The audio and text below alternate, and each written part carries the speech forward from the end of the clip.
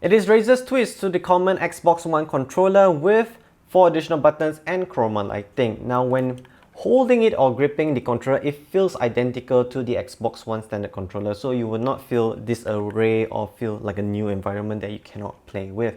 It feels nice to hold. Now, this baby right here, the package comes included with the 3-meter long soft braided cable. At one end is an adapter where you can plug it off. It's a USB, you can hook it up to your Windows PC and play console on your Windows PC. You may be questioning, why Kelvin when we have Xbox? Do you hear about Nier Automata on PC? Life-saving, man! So let's start with the pointy fingers triggers right here. So you can see there's an additional trigger on the middle right here, but before I jump there, let's talk about the bottom trigger.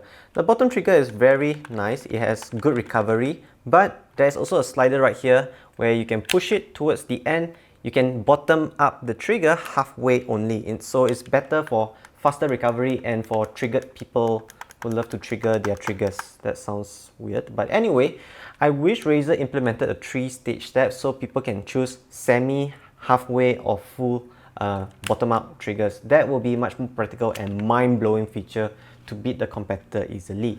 Now jumping to the middle new buttons right here is so clicky, so much easy to actuate. By the way, my hands is measuring 18 cm long and 10 cm wide, so this is a very good hand size for this kind of controller right here.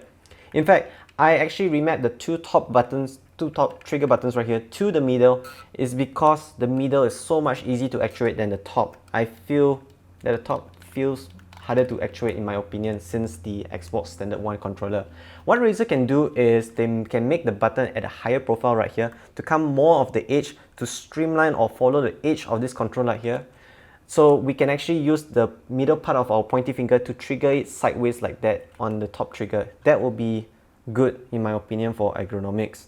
Now, of course, the two life-saving buttons that helped me a lot, and then I'm not offending anyone in this video, the middle finger buttons. I do not know what to call it, but these two buttons right here is game-changing. It's easy to actuate, but I wish Razer make it a higher profile.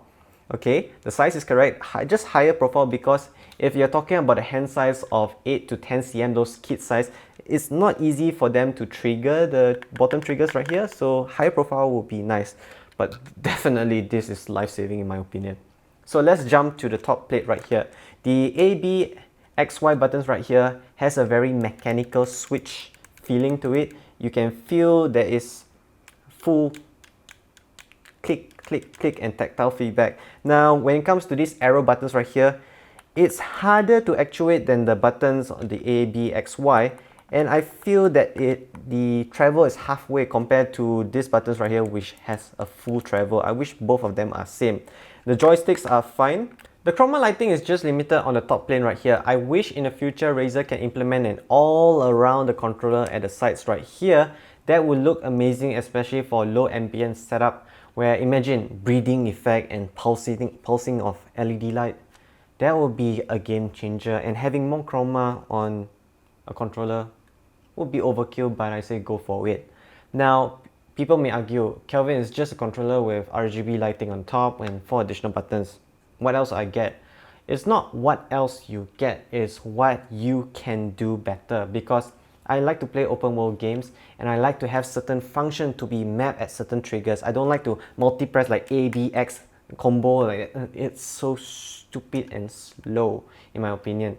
Having 4 additional buttons is game changing. You can do certain functions, actuate them much faster and quicker.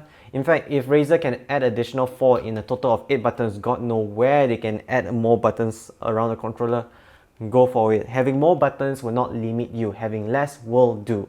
So, comment below what do you think about this controller right here. Remember to recommend any products to review next, and let me know where you're from in the comments. If you're interested in this product right here, links in the video description with the pricing, and remember, like and subscribe. That will help us out. See you guys in the next Razer review, which I'm not sure right now because a few more days I have to go to Razer and return this and pick up new stuff, which I want to know what are the new stuff. Keyboards? Maybe.